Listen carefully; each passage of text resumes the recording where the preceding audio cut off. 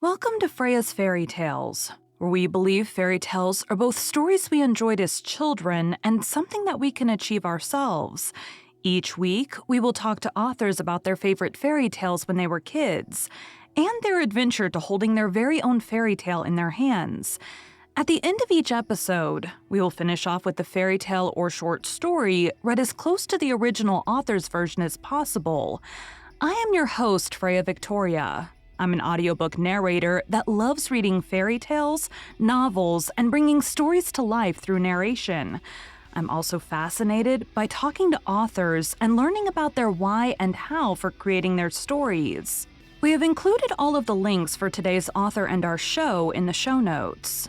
Today is part 2 of 2, where we are talking to Ellie Holland about her novels. After today, you will have heard about her journey, how she found puzzle pieces for 20 years to develop her story, listening to reader feedback to know if there's a problem, picking an editor, creating in darkness, publishing your books at the right time of year, her advice to new authors on when to publish your book, and learning the ropes before jumping in. The Portal Guardians, an epic fantasy adventure. An elf, a dragon, a shifter, a dwarf, 3 humans, and a cat. What could go wrong? In a magical library? A young elf studies. Briar had one dream: to learn everything he could about magic, to become a powerful cabaret mage. He wanted to travel the world. Right now, though, he must go pick up some ingredients for Erastos. The old dragon always needed something. It shouldn't have been hard. When the mysterious pattern of holes appeared on the ground, Briar didn't mean to step into one. Then before he knew it, he tumbled through a giant hole and into another world. On the night shift, at the Natural History Museum, nothing interesting ever happened. Moira tried to find good in her awful situation. The reason she was a security guard and not in the NYPD seemed like a cruel cosmic joke. She wasn't just a strong black woman. She was stronger than any person alive, and it ruined her life. Now, she had this guy in some sort of elf costume bleeding all over the clean floors. If word gets out that someone snuck into the museum, she might lose her job. And that's when they were chosen. Will they find the others? And should they trust the cat? Join this diverse cast of characters on their quest to find the answers they seek in the first book of the Amalgam Chronicles series, because long ago, the portals were the key to everything. Find out why they're back. So you are, I assume, working on book 2 at this point, right? Or not? I am working on, oh my god, very very neurodivergent. I'm a pantser and a plotter, and I can't work on one project at a time. So I'm literally working on like 60 different books right now. Oh gosh. Uh I have but two like hardcore, just actually really writing. I'm writing on book 2 and then a prequel to the first book. Okay. But I have like random ideas that'll go in like a little folder of another book like a year down the line or something that I keep track of. Um, so yeah, right now I'm trying to get out my prequel, which is about the villain from my book, and everyone seems to love him because he's just he's a American who turned into a samurai mage in my fantasy world, and he's obsessed with French fries. So I have a cover of him wearing like a traditional samurai, like kamishimo is what it's called. I have a lot of Japanese mythology and Japanese like culture in my books. He's wearing that like not the armor, but what they would wear casually, basically samurai uh, men, what he would wear, and then he's holding up French fries in my cover. And my cover designer is like, this is amazing. I love this, and it's really funny working with him on it. That almost goes to like, you almost think like comic book type with that kind of cover. You'd almost think Yeah, you'd see it on like a comic book. yeah. One of my ARC readers actually told me that my books in general are just the one I have out is like a mix of like a D&D campaign with like Terry Pratchett level humor. And I'm like, I didn't even know who Terry Pratchett was. And I had to look him up. Apparently, he's like the most famous like UK fantasy writer on the planet or something. And I'm like, what? So, uh, not on the planet, but from the UK. I guess he's sold like almost more books than almost any other author in England or something. Super popular, and he writes like really funny, just quirky stuff, and his humor is really strange and weird. And like, oh, okay. So I took that as a compliment. I mean, if it's a big name author, by all means, take it as a Yeah, compliment. it is. I like everyone knows who he is. Apparently, I didn't, and yeah, I I used to read tons of books, and then after high school, like I don't know, social media and watching Netflix took over for years. But then book talk actually got me into reading more books again. So I've Right. been getting back into that. Yeah, I've had people like, "How did you get into narrating?" And like, "Why do you spend?" Because like, so my day job, I work from home, but it's like a answer the phone calls as they come in kind of job. So I would spend a lot of time sitting on my couch with my laptop, just waiting for calls to come in. And so I would read and I would binge watch Netflix and I would Google how to make money reading books or watching Netflix because, like, if I'm doing it anyways, might as well get paid for it. Yeah. And I started TikTok in late last year, sometime like November, maybe November, December. I was like flipping through and come across a very clickbaity video of like earn $1,000 an hour narrating audiobooks. And I'm like, okay, well, that's clearly clickbait, but there's got to be people that actually do that. Like, how do you get into that? Yeah. And now I'm up to, let's see, my 50th audiobook just got approved Oh, that's yesterday. awesome. And since September of last year, so 50 audiobooks. This is it was my third podcast, but I just canceled one. So now it's my second podcast. One of them is a daily fiction one, so I've done 9 other books for the daily fiction podcast. I'm like, I just keep going. So I was like, that's from September of last year to today, and so, like, hit the ground running and just keep going.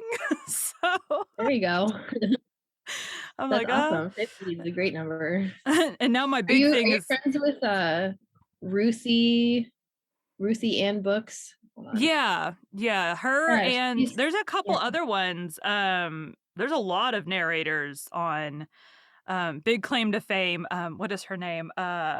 Andy Arndt, who's like audiobook royalty. She's like on Amazon or on Audible's like here's our top narrators of all time kind of things.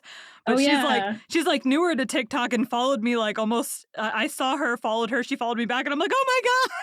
Like That's awesome.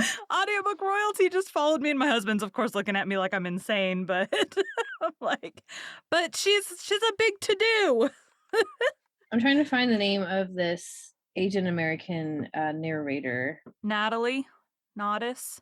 Yes! Yeah. Wow, you really got that fast. Well, She charges like 4 grand a book, and she just like lives somewhere where she like that's all she does, and her yeah, family like no one else works, and she makes like 6-7 figures a year doing it. She's yeah. amazing. I was actually thinking about having her narrate my books, so I'm like, damn, I don't know if I could afford four Yeah, thousand there dollars. was there was one author on here that was talking about, like, their friend had, like, gotten this quote for this audiobook and, like, things that they failed to mention is, like, how many and it was, like, some ridiculous not ridiculous, but she had a 5-book series that they had been quoted, like, 5 or $10,000 to narrate these books, but things that weren't mentioned was how many words each book was, which will make a difference for how long the book will be, and then, like, what narrator she reached out to. Because 'cause I'm like, if you're reaching out to someone, like, top tier, like Natalie Nodis, or Andy Arndt, or, like, Jim Dale, who does the Harry Potter books, like, you're gonna be paying a lot more money for those guys. Yeah. I'm like, I do a lot of newer authors, like, royalty share or, like, a little bit upfront with royalty share. I have a few that do pay me upfront, but I'm like, this is not my main gig. So, I'm like, I'm okay over here. I'll just do a good job on the books that can't afford the really, really big guys. Yeah.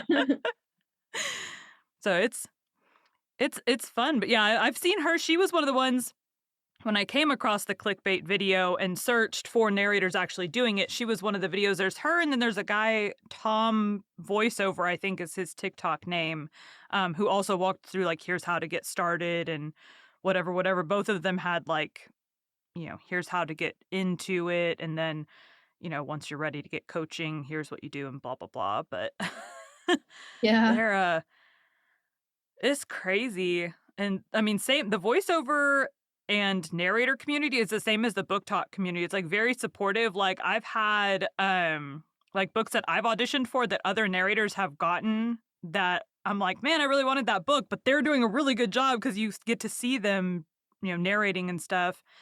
I've seen a couple of lives with like authors writing their books on the lives. I haven't those always happen while I'm like in the middle of editing or something. So Oh, yeah.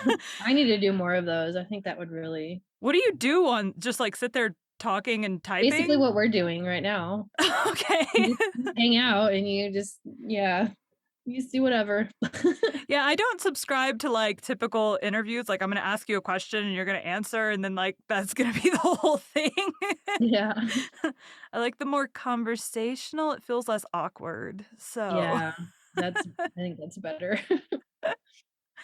alright, so you are working on way too many books, and when do you plan on having the prequel? Do you have a, like, set date you plan on releasing that? Um, Or somewhat I planned date?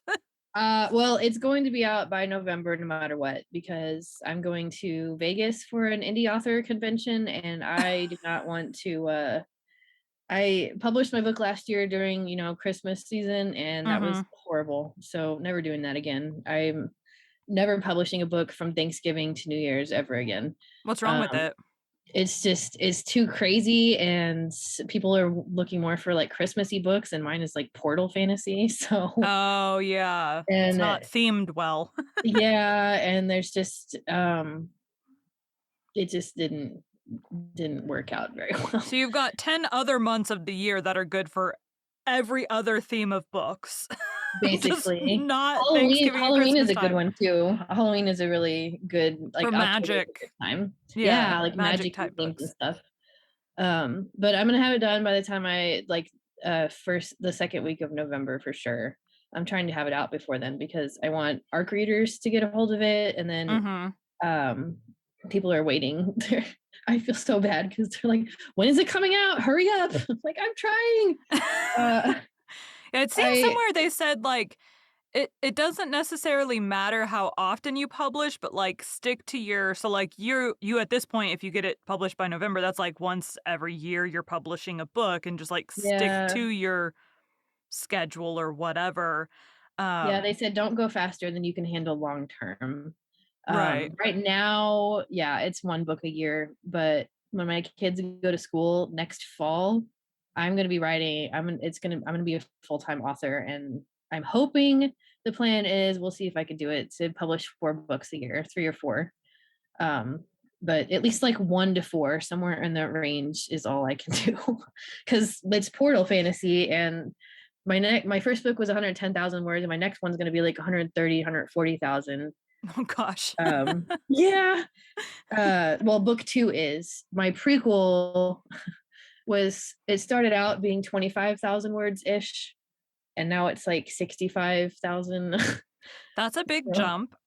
yeah, because my villain was like, "Hey, I got more to my story that you're gonna tell, whether you like it or not." And I'm like, "Okay."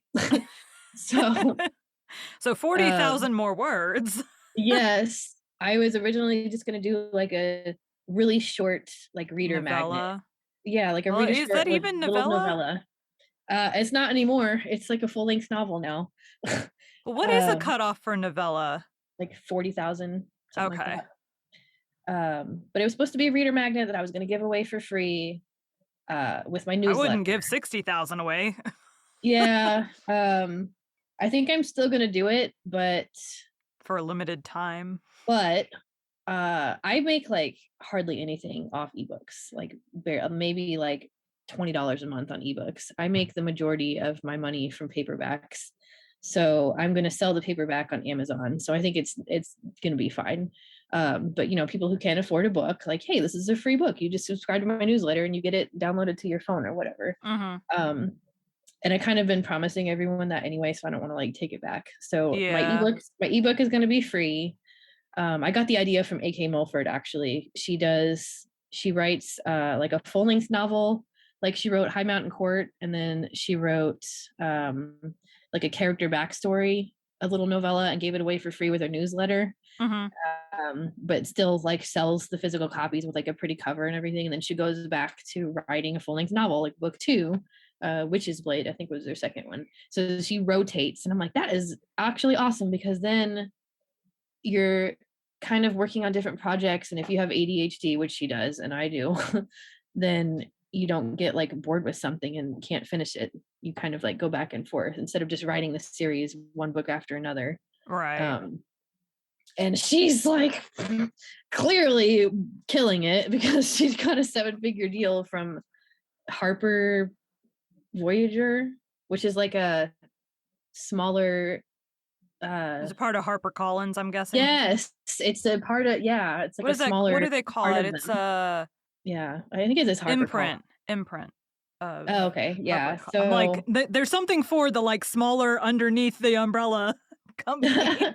yes. So basically, she got that big deal from one of the top 6 publishing companies. I'm like, damn. I want to be her one day. It's funny, 'cause we're like the same age. I um, fully intend to like self-publish, but like, I mean, I wouldn't turn down a big book deal, but I don't intend to like, I don't want to go through the query process. I'm too busy for all that junk. Like, if someone comes to me, yeah, cool. And I'm the same with like podcast. If like a podcast the group of business people that well, there's like groups of podcasts, and I can't think of what they call them. Network. If a podcast network were to like come to me, I'm like, that'd be cool, but I would have to maintain all of my creative rights because I'm not okay with like someone telling me what I can and can't do. yeah, neither am So, I. My books are like way too weird and diverse and just very different, very, very, very different than a lot of books out there. So traditional publishers are not going to want it anyway, because I've heard a lot of stories about, traditional publishers like wanting whitewashed fantasy, and I have a lot of different diverse characters. I'm like, I'm not going to do that. So they wouldn't want me anyway. But I do have this like little dream. My husband and I have this little dream of my series becoming like a Netflix series eventually. that would be like seriously every Yeah. author I've narrated for a couple of authors. So one of them was like, I would do anything to get my books into like a TV show or a movie. Yes. And then I have another one. Literally, I narrate her book. I'm talking to her on the podcast, and we're in like the last 5 minutes of the interview. And she's like, oh, hey, BT Dubs. So we have a family friend that literally used to scout books for TV shows, and she loves my book, Whoa. and when the trilogy's done, she's gonna pitch it to her old boss, and I'm like, "Way to bury the lead, dude." Like like Nice.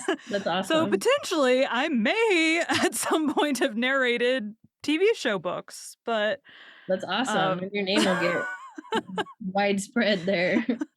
this is why I don't use my legal name to do any of this. Oh yeah, I don't either. Ellie Holland is my pen name. I don't want Well, yeah, my because real you name said anywhere there. when you filled out the release form, you were like, "This is my legal name."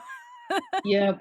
I don't like my real name, and I don't want it connected to my husband's family, his last name, and uh my pen name last name is a tribute to my author grandmother, who's still here. She's 100 years old this year. So So my uh husband's family is Norwegian, and oh so cool. Freya is the Norwegian goddess of love. So when I started narrating, I got only nonfiction books, and so I had like a name that I used for nonfiction, and it was like fairly clean, and like I told my family about that one, and then I started getting like spicy books, and my family would not appreciate that. Like my mom and my sister know, and then like nobody else does.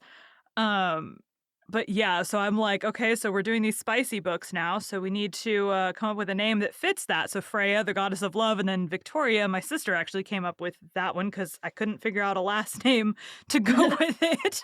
So she's like, "What about this?" I'm like, "That works. Let's go." Pretty, I like it.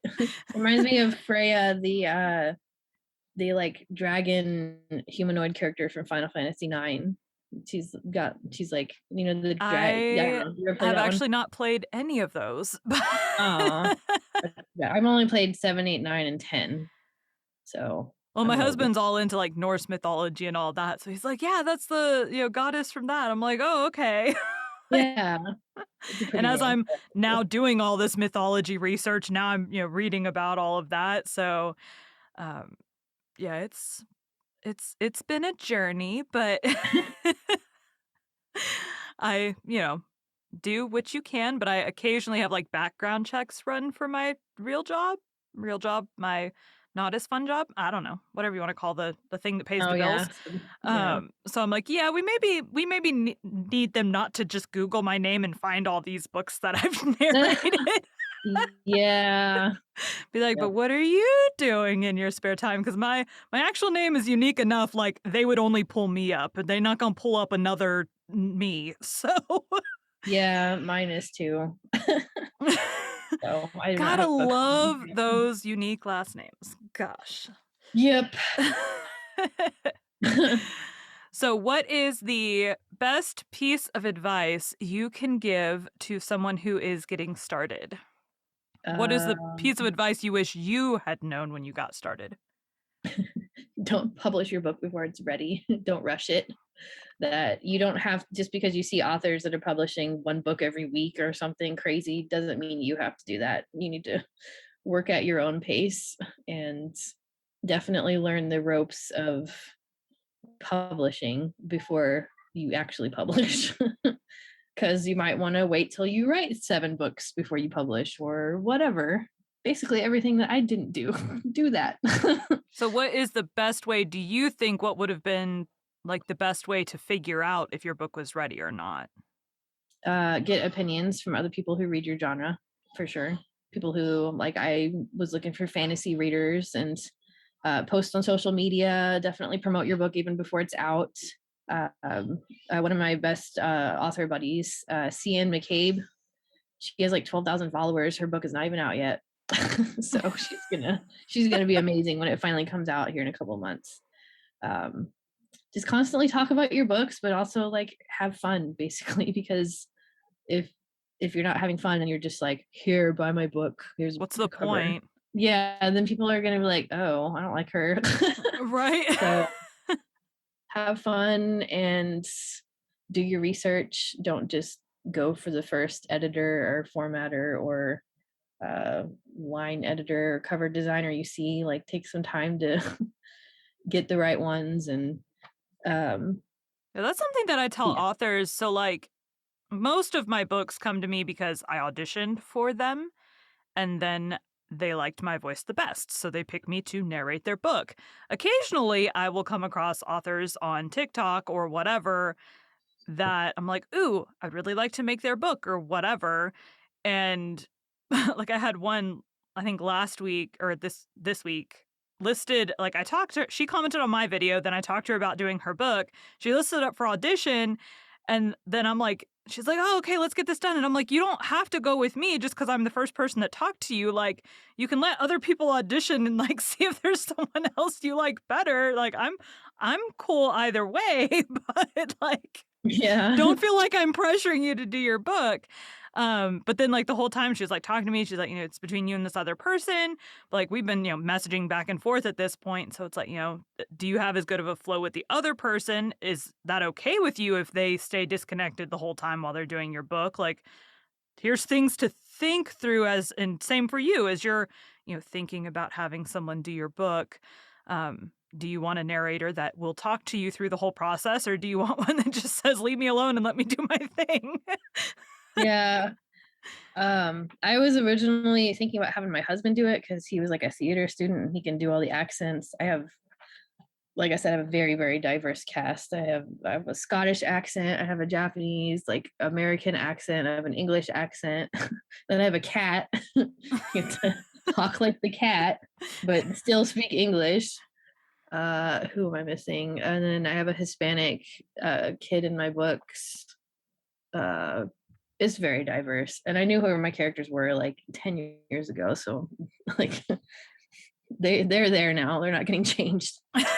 Um, but yeah, the book community basically told me I need to have a non-white person do my books, and I'm like, that is fair because I have a very diverse cast. Yeah. Um, so I was actually thinking about Ruthie, having her do it. I have a couple of friends that are like, you need to get your audiobook out because I do not read any other books unless they're audiobooks. Like I can't concentrate.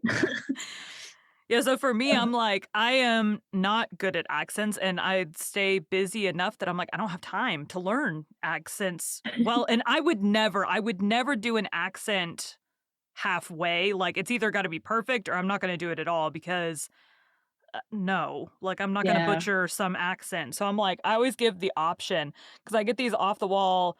I just got a 5 book epic fantasy last weekend, and he's got like French and Russian and Spanish and like something else in there. And I'm like, you have 2 options. You can, well, 3. You can use a narrator that can do all of those accents. I can do them, but they will be bad, or I can just not do them. So Yeah. I can watch a lot of videos and take on like the personality that like people from that culture have in my voice, but like, yeah, I would just rather. I'm from Texas and I can't even do a good Southern accent for goodness sakes. Like, Nice. it's bad. Yeah, it's gonna be a mess trying to find someone that can do like all of my. Ones that I know Ruthie, I think I've seen her do accents and stuff. Paige Voice on TikTok also I know does a bunch of accents. Her and her, I think she always calls him her partner, PJ, do a bunch of accents, but she is white. I don't think I've ever seen him on anything. Um, yeah, so I mean, at the end of the day, you just gotta find the one that you click with and go Yeah. that way. So I think for me, it's gonna be who can do all of the accents because yeah. that's gonna be like a unicorn narrator. Well, and if you do list it, like there are auditions that they put up and they may say, I want a general American accent, but then they'll list like these are the accents in my book. You need to be able to do them. So Yeah. I avoid those because I can't. So Yeah. but there are people that can do all the accents and do them very well. I am just not one of them, and I will admit that up front to anybody because I'm like, I don't want you to like think you're gonna get all this and then be very disappointed. Yeah. I really want Natalie Naudis because like I said, my book is like heavily inspired by Japanese culture and she's Mhm. Japanese American. So I know she can get that down because I have some Japanese words in my books and like some of my magic, my elven mage does like a couple spells in Japanese and stuff. And Mm. it's not like so much that it's overwhelming for someone who only speaks English. It's like only here and there. But I listened through she did the Sky Hunter series. I listened yeah, through she's so those. good. And then I listened to her other stuff, so, like, when I started narrating, I would, like, edit out my breathing, like, I would stop recording and then take a breath and then keep recording, which, 1, makes it take a lot longer to stop all the time, and 2, it doesn't sound natural because like, the breathing is all gone. Yeah. So I'm, like, listening to her stuff, like, how does she do her breaths? Because she's not getting comments like, "Oh god, this person sounds like they're dying." Oh, jeez. But then I listen to, like, other people too, and some people just breathe I don't know how they do it so quietly. It's like, you can hear it, but it's so quiet. I'm like, "That is not me." So, it's these weird Yeah. weird things. I mean, same with writing. There's, like, weird things that you learn that you wouldn't have thought it was something you needed to learn to write. We're learning like the formatting for writing our own books. Like you wouldn't think like page breaks and lines and like all that junk, but it helps so much down the road to have all the headings already set and all of that as you're going instead of having to go back through, 300,000 words or whatever. Yeah, I'm basically gonna use this file my formatter uh designed for me. I'm just going to go in and input the rest of my books into that same file. Hey, So that works. I know it's in InDesign, which is like an Adobe graphic design program and stuff. And I'm just like, I'm running low on funds, so I have to do what I Right. can. And if it doesn't work out and it looks like crap, I'm just gonna have to pay her because I am not going through this again. I am not publishing a book that's ready. And the one big thing that I did right from the start was I hired the perfect cover designer, because I honestly feel like Well, if good I enough didn't for hire someone to him. copy it. Yeah, and he actually made a video about it. He was laughing about it. He's like, this is really interesting. And he showed like both of them next to each other. His name is Jeff Brown. You can look him up. He's actually he's hand drawn like cities for Sarah J. Maas's books. Oh Like gosh. modeled them in 3D and like hand painted them on the computer for Sarah J. Maas. So he's like a huge, So he's a huge. big to do. Yeah, I paid $2,000 each for each of my covers for him. Oh gosh. Yeah. So I plan on attempting it myself, but I have absolutely no graphic design background. But for my day job, I do occasionally have to do designy things. And then obviously I make like podcast covers and stuff myself. Um, Yeah, I'm not very good at the, like, fun like, there are absolutely no trending sounds in any of my TikTok videos because I just haven't figured that out yet. It's all, like I did one on a different account that I was, like, Pentatonics was doing, like, duet us kind of thing, and so I did, like, one video like that, but the rest of my stuff is all just me talking or whatever. oh yeah. Like, I don't I'm too old to figure this out. That's how I feel Nah, with you're not. I'm everything. older than you. You just go find a video that has a fun sound, and you go to the bottom and tap on the sound, and you say use this sound, and then record the video over the sound. That's like The all you issue do. is I find it, but not when I'm at a point where I can, like, record the video. Oh, that's easy. You just record just doing nothing for like 5 seconds, and you put it in your drafts, and then you go back later and you redo it. Oh, I wouldn't have Yeah, thought of that. I used to have like 150 drafts, but I Oh got rid of them gosh. all. My drafts right now are all, I do these, like, behind the scenes of narrating where I'll record, like, record my face with the microphone for the first couple minutes of narrating a book, and so I have all these, like, behind the narration, like, me just talking or reading these books. That's all my drafts right now is, like, books that haven't released on Audible yet, so I'm just, like, Oh waiting yeah. for them to release. There you go. Well, do you have any parting words for any aspiring writers or anybody? Um, don't give up. Even if you only sell like one book in a year, just get some more books out before you give up, because you can't really see your true potential unless you have a few books out, is what I think. And that's what a lot of indie authors have proven too, basically, that you just need to keep going. Don't give up and keep going. And pay You have like 50 attention, books out. If you have 50 books out and you're not selling any, then might there's a want to problem. rethink. Yeah, I might want to rethink your You should priorities, but probably go look at your reviews and see if there's any consistencies in yeah. reviews. And if you Yeah. get 50 books in and haven't done that, Yeah, I don't know how. I really honestly believe it's my cover first that is getting me. I've sold like 200 books in 6 months, and it's like shocking that I just I don't know. And I sell signed copies, and TikTok loves those. So yeah. like 60% of those are from signed copies. Oh gosh. Like 60% of the income total, my total income so far is from signed copies. Uh, so yeah, gotta love TikTok. Love their physical copies, and you get you get more royalties from physical copies. So that's another reason why TikTok is amazing for Right. that too. Yeah, I So set up my um well, cuz I'm, the writing and the narrating, so I set up like my narrator site, but I've also got like work in progress coming soon section like there, but it doesn't have anything. It's like my books, books I've narrated, and then I don't remember what the third thing is, the podcast maybe, I don't know. I have like 3 things across the top banner there you on my go. website. So like the my books is like nothing's there yet. It's like coming soon or something, coming hopefully this year. I don't know. Haven't Yeah. actually started writing it yet. My website's a little sad. I need to go update it.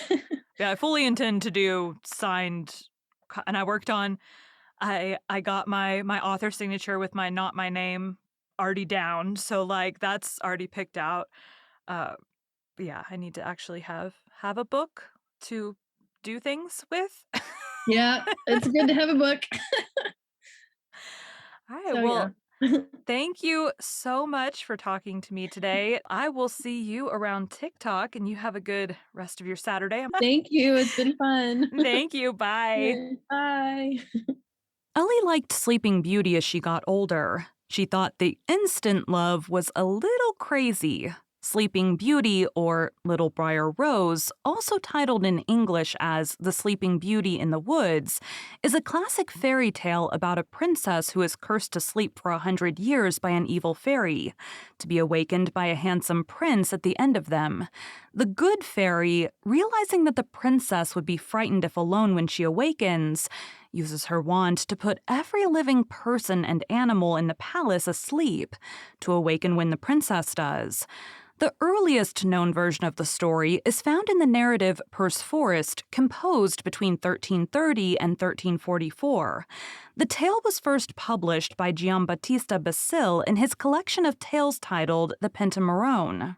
Basile's version was later adapted and published by Charles Perrault in Histoires aux Contes du Temps Passé in 1697. The version that was later collected and printed by the Brothers Grimm was an orally transmitted version of the literary tale published by Perrault.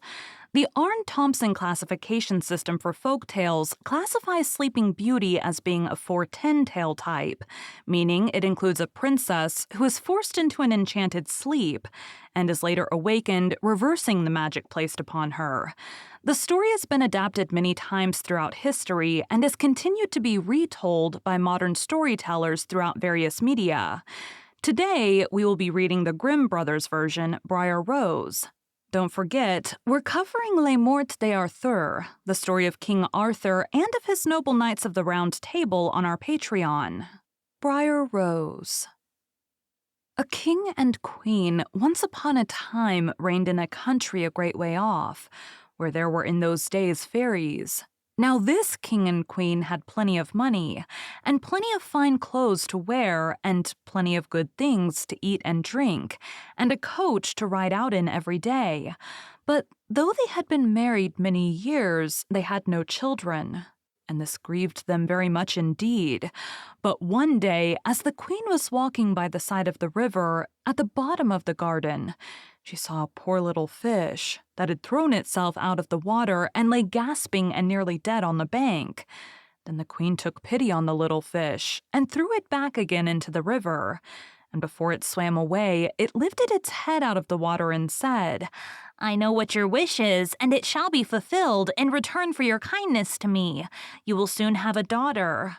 What the little fish had foretold soon came to pass, and the queen had a little girl, so very beautiful that the king could not cease looking on it for joy, and said he would hold a great feast and make merry, and show the child to all the land. So he asked his kinsmen and nobles and friends and neighbors, but the queen said, "I will have the fairies also, that they might be kind and good to our little daughter." Now there were 13 fairies in the kingdom, but as the king and queen had only 12 golden dishes for them to eat out of, they were forced to leave one of the fairies without asking her. So 12 fairies came, each with a high red cap on her head, and red shoes with high heels on her feet, and a long white wand in her hand. And after the feast was over, they gathered round in a ring and gave all their best gifts to the little princess. One gave her goodness, another beauty, another riches, and so on till she had all that was good in the world, just as 11 of them had done blessing her. A great noise was heard in the courtyard, and word was brought that the 13th fairy was come, with a black cap on her head, and black shoes on her feet, and a broomstick in her hand, and presently up she came into the dining hall. Now as she had not been asked to the feast, she was very angry, and scolded the king and queen very much, and set to work to take her revenge.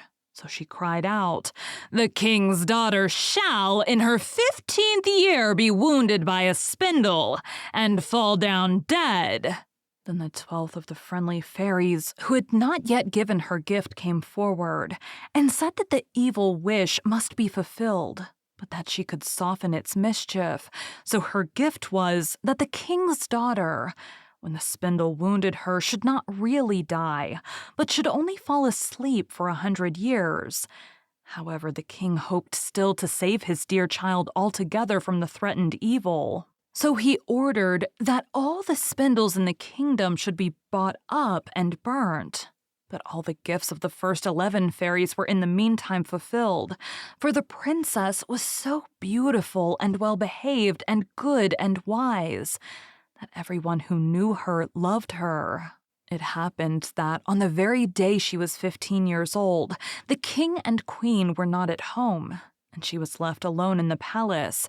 So she roved about by herself and looked at all the rooms and chambers till at last she came to an old tower, to which there was a narrow staircase ending with a little door. In the door there was a golden key, and when she turned it, the door sprang open, and there sat an old lady spinning away very busily. "Why, how now, good mother?" said the princess. "What are you doing there?" "Spinning," said the old lady, and nodded her head, humming a tune, while buzz went the wheel. "How prettily that little thing turns round," said the princess, and took the spindle and began to try and spin. But scarcely had she touched it before the fairy's prophecy was fulfilled. The spindle wounded her, and she fell down lifeless on the ground. However, she was not dead, but had only fallen into a deep sleep, and the king and the queen, who had just come home, and all their court, fell asleep too. And the horses slept in the stables, and the dogs in the court, the pigeons on the housetop, and the very flies slept upon the walls. Even the fire on the hearth left off blazing and went to sleep. The jack stopped, and the spit that was turning about with a goose upon it for the king's dinner stood still, and the cook, who was at that moment pulling the kitchen boy by the hair to give him a box on the ear for something he had done amiss, let him go, and both fell asleep. The butler, who was slyly tasting the ale, fell asleep with the jug at his lips, and thus everything stood still and slept soundly. A large hedge of thorns soon grew round the palace, and every year it became higher and thicker, till at last the old palace was surrounded and hidden, so that not even the roof or the chimneys could be seen. But there went a report through all the land of the beautiful sleeping Briar Rose, for so the king's daughter was called, so that from time to time several king's sons came and tried to break through the thicket into the palace.